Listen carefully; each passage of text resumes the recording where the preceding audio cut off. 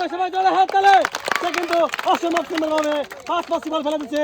সে পাচ্ছে 1 কেজি ছোলা, 1 কেজি চিনি, 1 লিটার সয়াবিন তেলের বোতল, 1 কেজি ডাউল এবং 1 কেজি চিনি। সুন্দরভাবে সবগুলো পুরস্কার নেবেন পর পর 5টা।